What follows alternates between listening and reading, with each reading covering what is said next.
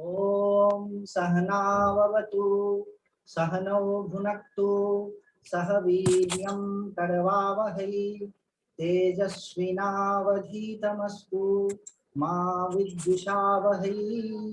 ओम शांति शांति शांति।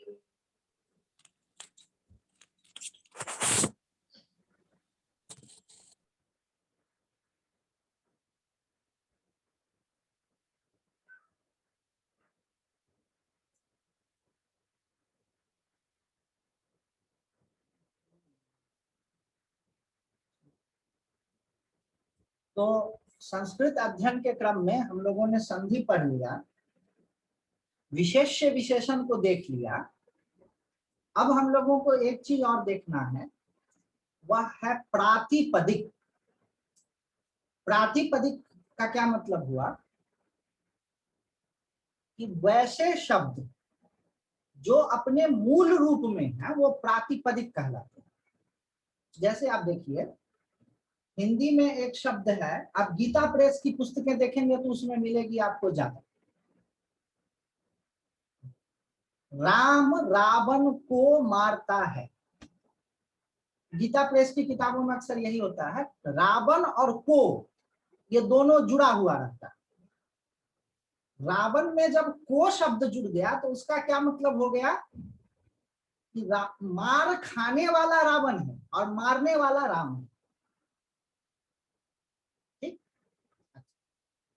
राम रावण को तीर से मारता।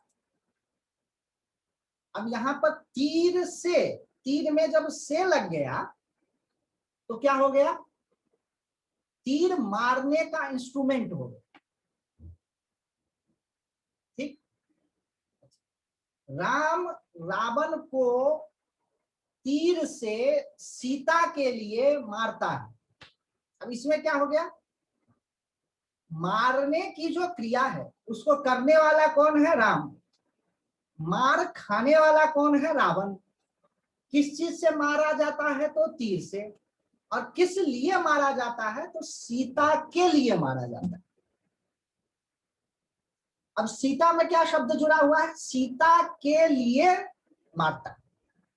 तो अब यहां पर सीता का कुछ और अर्थ हो गया।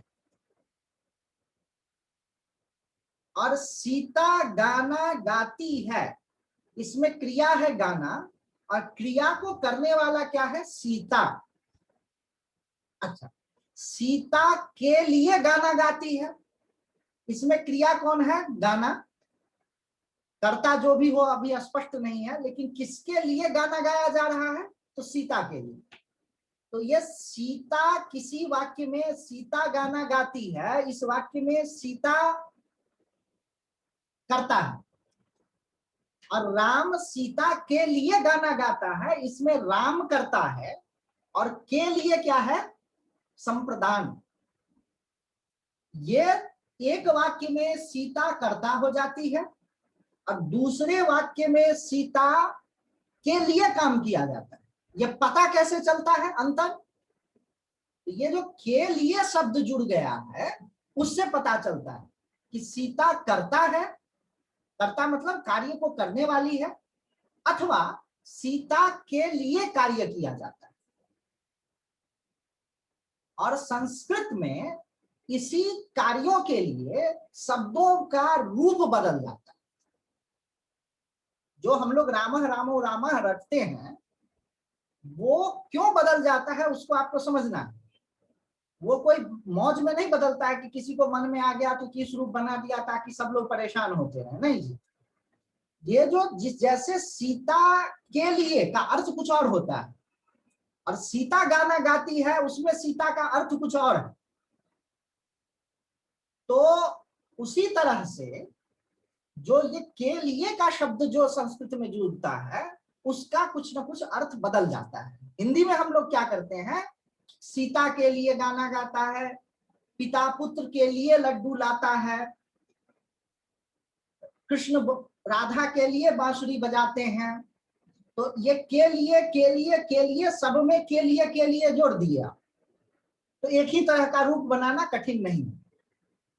लेकिन जब संस्कृत में होगा तो राम के लिए गाना गाता है, तो रामाय हो जाए,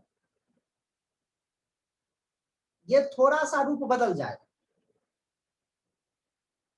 और इसी रूप को बदलने की जो प्रक्रिया है उसी से पता चलता है कि यह शब्द का क्या अर्थ है।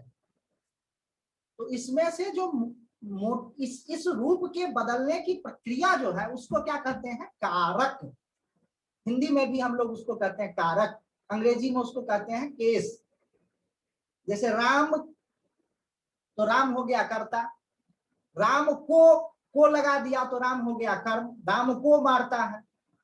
अच्छा, राम से मारता है, ठीक, राम के लिए मारता है। अच्छा, राम का भाई लक्ष्मण मारता है।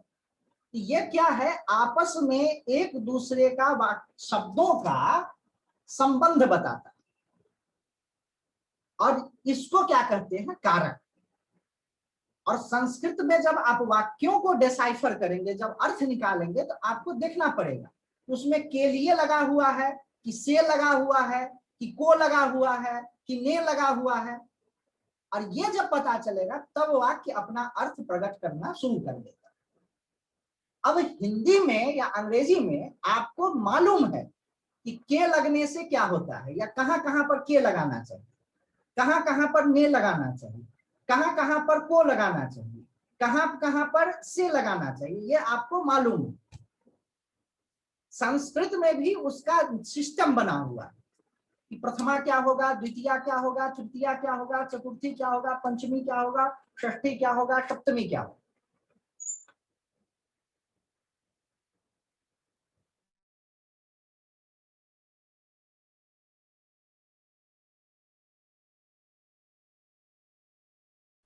एक मिनट,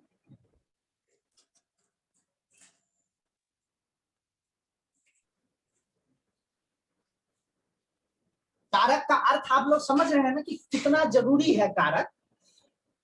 अब इसको क्या करेंगे हम लोग अभी, कि ये जो हमारा ऐप है इसके थ्रू हम आपको थोड़ा थोड़ा सा बताएंगे, अब कारक होती क्या चीज है ये आप समझ जाएंगे। फिर हम डिटेल में कल या परसों, या बीच में होली भी आ रहा है तो थोड़ा छुट्टी लेंगे हम लोग, उसके बाद हम लोग डिटेल में कारक का कैसे होता है वो समझ लेंगे, और फिर हम लोग श्लोकों पे चले जाएंगे।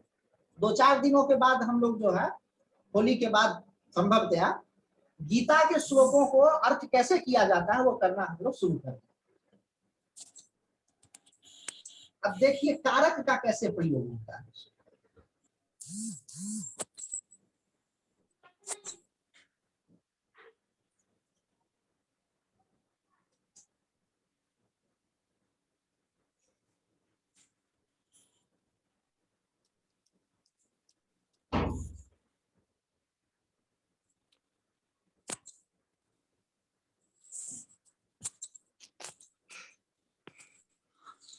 आपकी यात्रा के 10वें चरण में आपका स्वागत है। आपने जाना है कि पद दो प्रकार के होते हैं, नामपद और क्रियापद। आपने नामपद और क्रियापद का उपयोग करके वाक्य बनाना और सर्वनाम, विशेषण, संख्या आदि विभिन्न प्रकार के पदों से उसका विस्तार करना भी सीखा है। यह विभाग आपको नाम पदों की जगत में एक और कदम आगे ले जाएगा और वाक्यों का विस्तार करने में आपकी सहायता करेगा।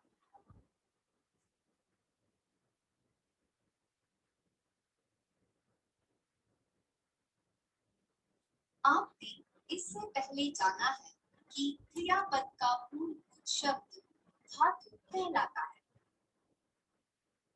कार यानी लकार, पुरुष और संख्या यानी वचन के आधार पर धातु से अनेक उत्पन्न होते हैं। इसी तरह नामपद का भी मूल शब्द होता है जो अनेक रूपों को जन्म देता है। नामपद के मूल शब्द को प्रातिपदिक कहते हैं। उदाहरण के लिए बालः, बालौ, बालाः, इन पदों का मूल शब्द है बाला, यही प्रातिपदिक है।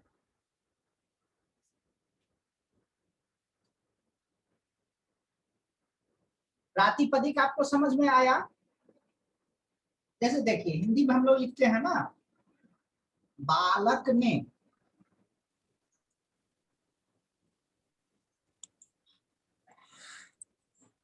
बालक ने, तो हिंदी में दोनों स्टाइल है। जो संस्कृत निष्ठ हिंदी लिखते हैं, जैसे हम लोग लिखते हैं तो एक साथ मिला देते हैं, गीता प्रेस की किताबों में एक साथ मिला देते हैं। प्रगति प्रकाशन से छपी हुई होगी तो बालक और ने को अलग अलग कर देंगे। इस पर सब खूब झगड़ा भी करते हैं कि एक साथ मिलाना चाहिए कि अलग होना चाहिए। बालक ने, बालकों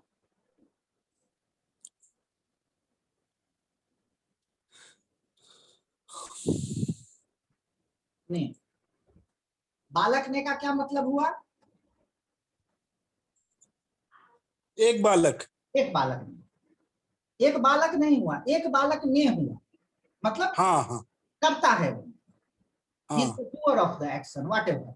अब बालकों ने, ये नो लिखा गया है, इसको ऐसे ऐसे काट दीजिए, बालकों ने, इसका क्या मतलब? बहुवचन, हाँ, बहुत सारे बहुवचन बालक। हो गया।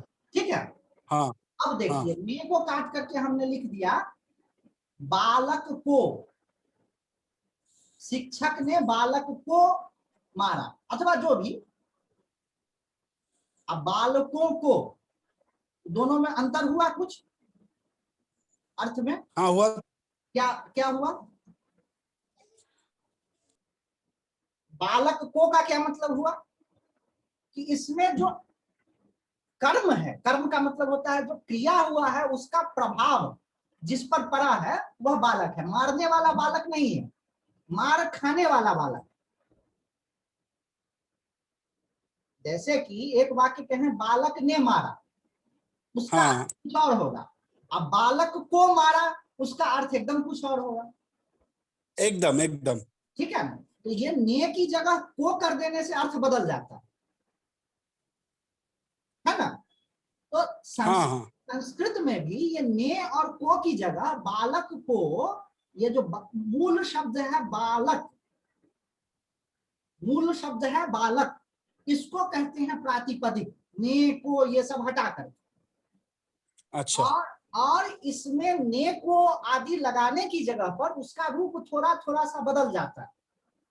Right right. वो थोड़ा थोड़ा सा जो रूप बदल जाता है उसी से पता चलता है कि बालक काम करने वाला है, अथवा काम का असर जिस पर सबसे ज्यादा पड़ा हो वह बालक है, कर्म है, अथवा बालक इंस्ट्रूमेंट है ना? तो वो सब हाँ उसी हाँ का अंतर से पता चलता है, और उसी चीज को हम लोगों को सीखना है। तो उसमें जो मूल शब्द है, वो ये जो मूल शब्द है वो है बालक हाँ है, और बाकी जो है वो सब क्या है? ये उसका रूप, बालह बालो बाला, ये सब क्या है? बाल शब्द का रूप। ये बाल शब्द का बालह बालो बाला, बालह का मतलब हो गया एक बालक ने, बालव का मतलब हो गया दो बालकों ने, बाला का मतलब हो गया कई बालकों ने। ये तीनों एक लाइन में पढ़ा जाएगा, बालह बालो बाला। ठीक है, इसी में अगर ठीक। बालम हो जाएगा, बालम, तो ये हो जाएगा बालक को। ठीक है, ठीक है। हाँ, अब वो क्या कैसे होगा ये हम लोग बाद में समझेंगे, मतलब कि उसका एग्जैक्ट कब क्या होगा, अभी होता क्या मामला है उसको समझें। ठीक है, अब देखिए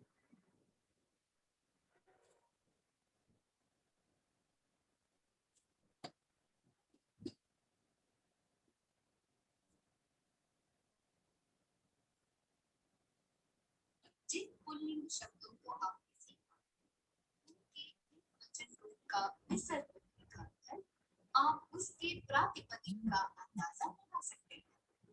उदाहरण एक, इस नामपद का प्रातिपदिक है सिंहा। विडालः, इस नामपद का प्रातिपदिक है विडाला। नपुंसक लिंग के पदों के लिए आप एक वचन रूप से प्रातिपदिक का मतलब हो गया उसका मूल रूप। जैसे बालक शब्द का बालक को, बालक ने, बालक से, बालक के लिए इत्यादि सभी शब्द का मूल रूप क्या है? बालक। उसी का सारा फॉर्म्स है, बालक ने, बालक को, बालक से, बालक के लिए। तो वही ये कह रहा है कि प्रातिपदिक क्या चीज है। तो जो उसका रूप बिखरा हुआ मिलता है हमको, लैंग्वेज जब हम पढ़ते हैं तो हमको बालक ने मिलता है, हमको बालक को मिलता है, हमको बालक से मिलता है, हमको शुद्ध शुद्ध केवल खरा खरा बालक नहीं मिलता। तो लेकिन उसको निकालना कैसे है तो बता रहे हैं वही की, उसमें से फला चीज प्रातिपदिक का अंदाजा लगा सकते हैं।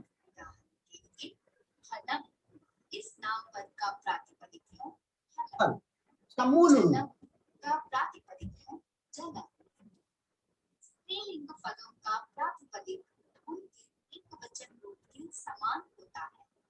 उदाहरण के लिए बालिका इस पद का प्रातिपदिक भी बालिका ही है। इसी प्रकार नारी का प्रातिपदिक नारी ही है। आप समझ गए बात? इन पदों के एकदम एकदम अंदाजा लगाने का प्रयत्न कीजिए। प्रातिपदिक रूपों को देखने के लिए प्रातिपदिकम बटन पर क्लिक कीजिए। सिंह का, सिंघाह का प्रातिपदिक क्या होगा?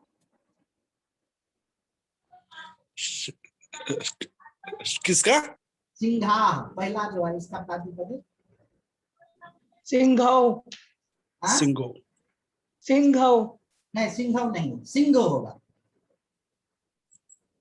हाँ सिंह, ठीक है, उसका मूल वचन, हाँ, मूल मूल- वचन, मूल- मूल मूल मूल- मूल मूल मूल मूल शब्द। क्यों ये सिंह। जानना जरूरी है, ये मैं इसीलिए बता रही, बहुत ये जो सॉफ्टवेयर बना है ना, इसने इतना दिमाग लगा करके इसको बनाया है कि मैं आश्चर्यचकित हो जाता हूँ। बता रहे थे जिन लोगों ने इसको बनाया है कि 12-12, 14-14 लोगों की टीम, जिसमें कि 8-8 लोग MA PhD हैं, वो 6-6 महीना तक लग करके फिर इसको बनाए।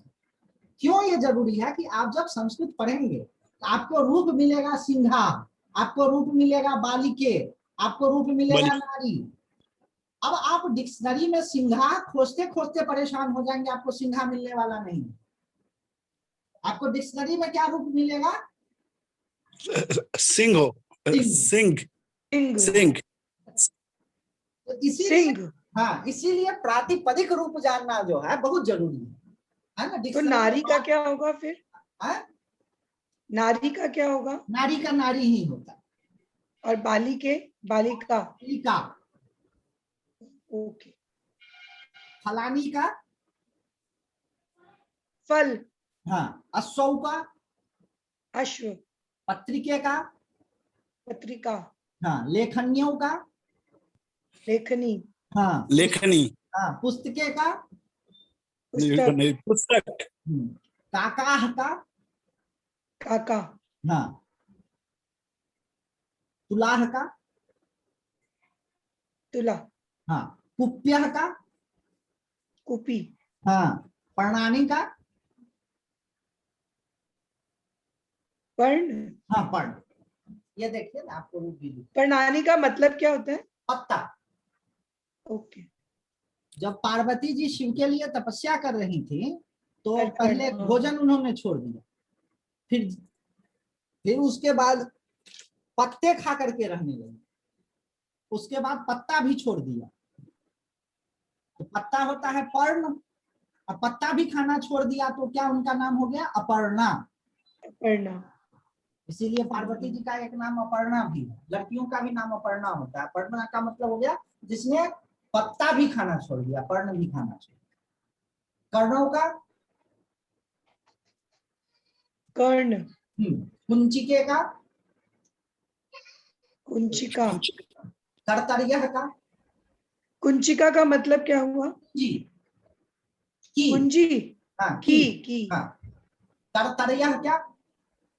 कर्तरी, हाँ, कर्तरी का क्या? कैंची, हाँ, कैंची। कैंची होता है। हाँ, नेत्रे का, नेत्र, हाँ, बोलिए। नेत्र, हाँ, घटाह का, घट, हाँ।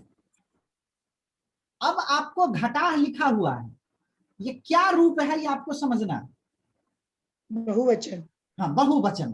घटाह का मतलब बहुत सारे घर। और ये आपका अभ्यास से ऐसा हो जाना चाहिए कि आपको वाक्य, आपने देखा समवेता युयुत्सवाः, ठीक है, धर्म क्षेत्रे कुरुक्षेत्रे समवेताः युयुत्सवाः। ठीक है, अब गीता जब आप पढ़ेंगे तो समवेता युयुत्सवाः लिखा हुआ है, समवेताः युयुत्सवाः नहीं लिखा हुआ। याद है आपको? हाँ, आपने भेजा था ना। समवेता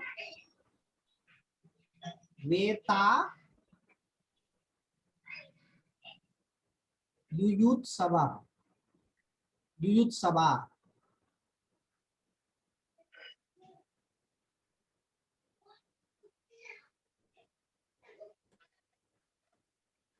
अब धीरे धीरे आप लोग को उस तरफ भी ले जाते हैं हम। देखिए, आप देखेंगे तो ऐसे लिखा हुआ है समवेता युयुत्सवाः, ऐसे लिखा हुआ आपको मिलेगा। अब मैं इसको तोड़ करके बोलूंगा तो क्या बोलूंगा? समवेताः युयुत्सवाः। मैं कह रहा हूं कि यहाँ पर एक विसर्ग भी होगा। अब ये विसर्ग क्यों चला गया, क्यों नहीं दिख रहा है? ये विसर्ग लोप हो गया, लोप हो गया। आ के बाद में विसर्ग आएगा तो लोप हो जाए। अब आपको संधि नहीं याद रहेगी तो आप समझ बैठेंगे कि समवेता कौन सा है। समवेता का मतलब होता है इकट्ठा होने वाले सभी, बहुवचन में। हाँ, ठीक है। युयुत्सवा का मतलब होता है युद्ध के लिए उत्सुक।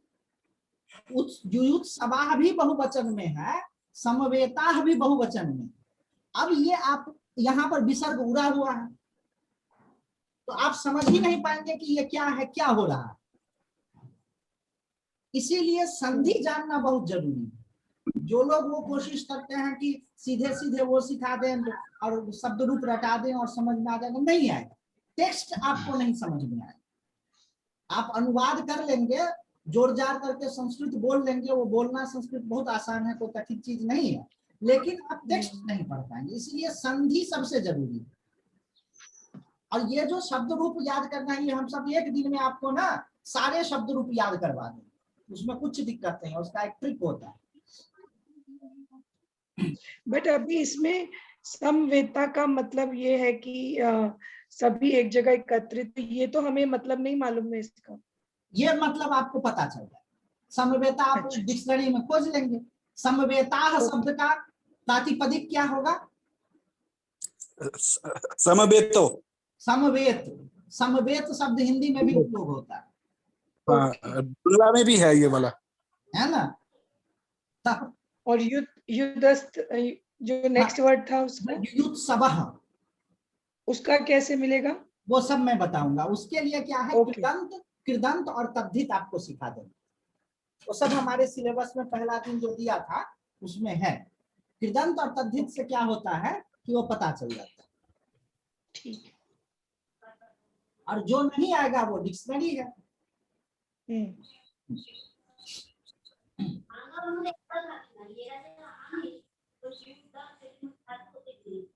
ये देखिए, द्रोण्यो, द्रोणी। हाँ, द्रोणी का मतलब क्या होता है इसका? बाल्टी, मतलब क्या होगा? अच्छा। बाल्टी। पुष्पम, मैंने सबको म्यूट कर दिया है, आप लोग अपना अपना कर लीजिए। पुष्प। हाँ, पर्वतः,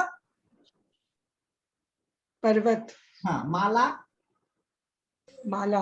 हाँ, नदी, नदी। हाँ, नदी, हाँ, छत्राणी, छात्रा, नहीं छात्रा नहीं, छत्र। छत्र। हाँ, छत्र। छात्रो। हाँ, अगर ये छात्राणी होता, ये छात्राणी कभी हो ही नहीं सकता। ये वो शतराणी वाला छत्र है या ये छत्र है? देखिए, एक तो छत्र है, ये है, और एक ये छत्र है, एक छत्राणी ये है। ठीक है।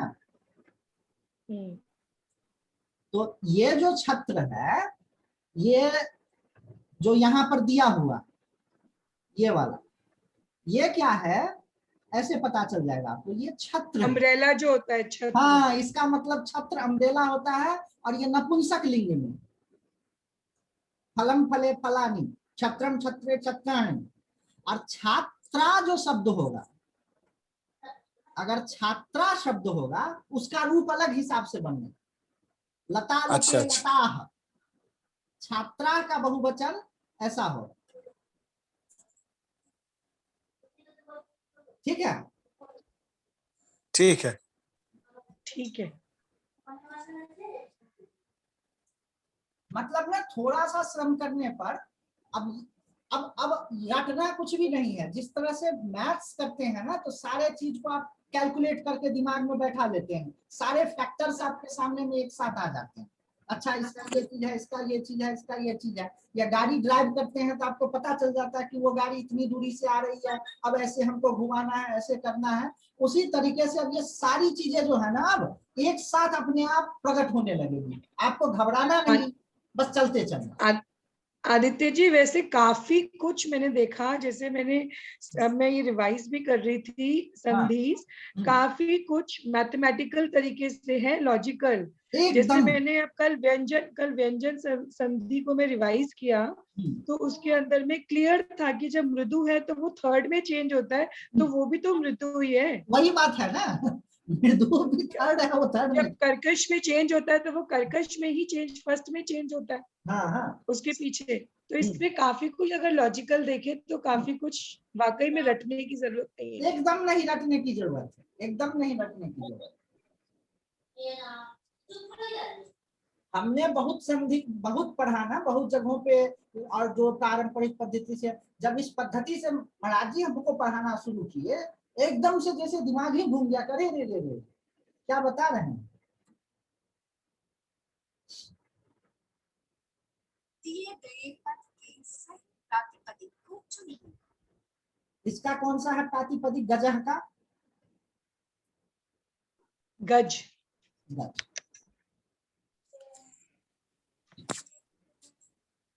लेखन्य, लेखनी। लेखनी। चलिए वो बढ़ गया। वृक्षाः, वृक्ष। वृक्ष। शाला, शाल। शाल, फर्स्ट वन। नहीं, शाला, शाली, शाल। शाला क्या मतलब हुआ? शाला, पाठशाला। हाँ, शाला का मतलब शाला। जगह। अच्छा, ये नपुंसक लिंग हुआ? नहीं, स्त्रीलिंग। स्त्रीलिंग। शाला। बता रही हैं कि पूछ रही हैं?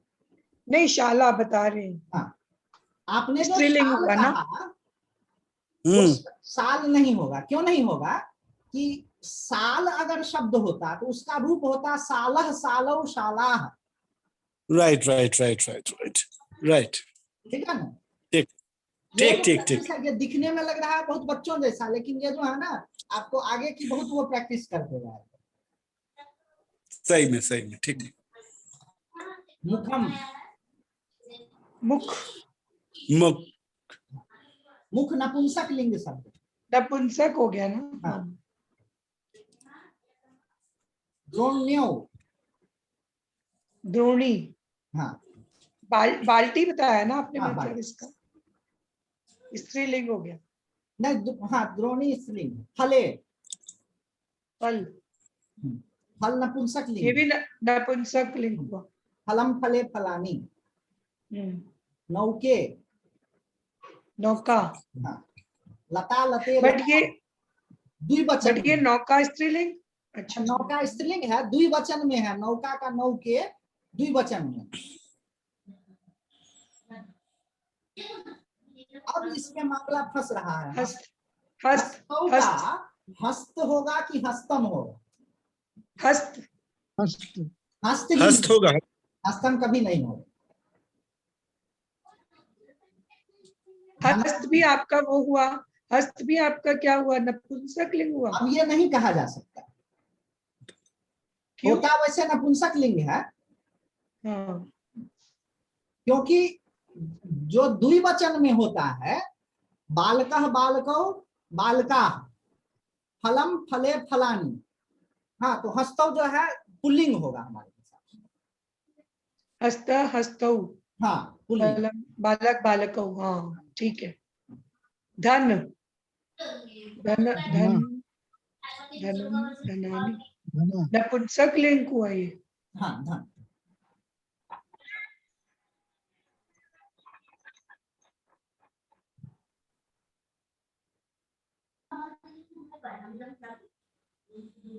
आप प्रातिपदिक या नामपद के मूल शब्द के बारे में जानते हैं। प्रातिपदिक अनेक कारणों के आधार पर अलग अलग रूपों को जन्म देता है। एक आधार पर अलग अलग होते हैं। सुंदर, इस प्रातिपदिक को सुंदरः और नपुंसक लिंग में सुंदरम यह बनता है। ये वचन के आधार पर भी अलग होता है।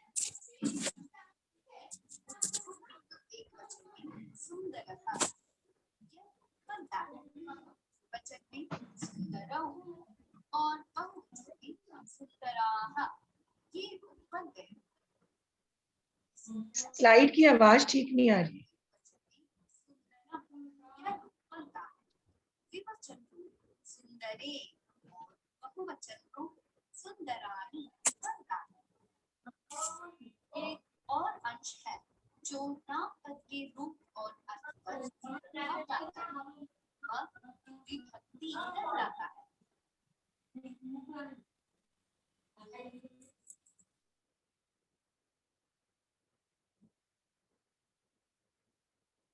बालक एक प्रातिपदिक है जिसका अर्थ है बालक। इन वाक्यों में इस प्रातिपदिक के को ध्यान से देखिए। बालक क्रीडति, बालक खेलता है। अध्यापकः बालक पृच्छति, शिक्षक बालक को पूछता है। जननी बालाय फलं ददाति, माँ लड़के को फल देती है। एतत् बालस्य पुस्तकम्, यह बालक की पुस्तक है। इन सब वाक्यों में बालक इस शब्द का प्रयोग है, अर्थ के आधार पर उसके अलग अलग रूप बनते हैं। ये अलग अलग रूप विभक्ति के कारण से हुए हैं।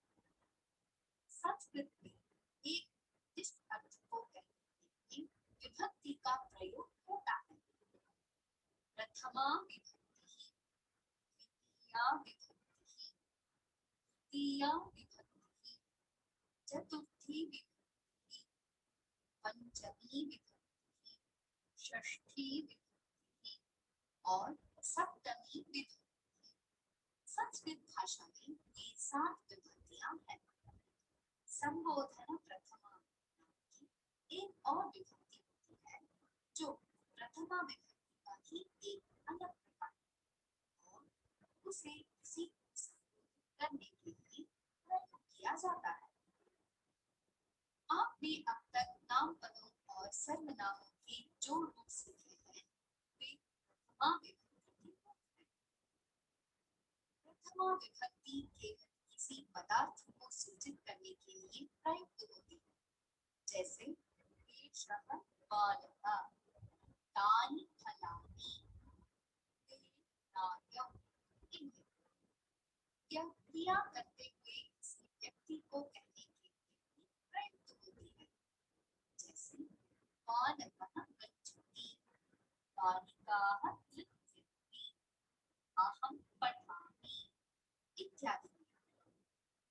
अब आप 2 और विभक्तियों के अर्थ और प्रयोग सीखेंगे।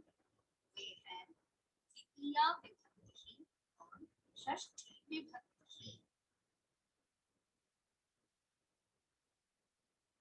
आवाज सबको आ रही है ठीक से? ऑडियो क्लियर नहीं आ रहा था बिल्कुल भी, बहुत देर से। मुझे लगा मेरे पास ही नहीं आ रहा क्या। बाकी लोगों को कैसा है? नॉट क्लियर लिख रहे हैं हम लोग। वॉल्यूम कम है। वॉल्यूम तो ठीक ही होना चाहिए। नहीं, क्लियर शुरू से ही क्लियर नहीं चल रहा है। आपकी आवाज क्लियर आ रही है लेकिन सिस्टम की आवाज क्लियर नहीं है। हाँ आपकी ठीक आ रही है, सिस्टम की ठीक नहीं आ रही। अच्छा, वो जो बजाते हैं। हाँ जो ये पीछे बता रही है लेसन, उसकी क्लियर नहीं। अच्छा, शुरू से ही नहीं आ रहा है कि इसी वाले का नहीं आ रहा है?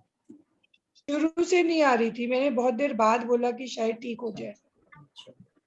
चलिए, अब तो 1 ही मिनट बचा है। द्वितीया विभक्ति हम लोग कल करेंगे, पूर्णाहुति नहीं हो पाती है तो आज यहीं पर खत्म करते हैं क्या? ठीक है। ठीक है। ओम शांति शांति शांति। ओम पूर्णमदः पूर्णमिदं पूर्णात् पूर्णमुदच्यते पूर्णस्य पूर्णमादाय पूर्णमेवावशिष्यते। ओम शांति शांति शांति।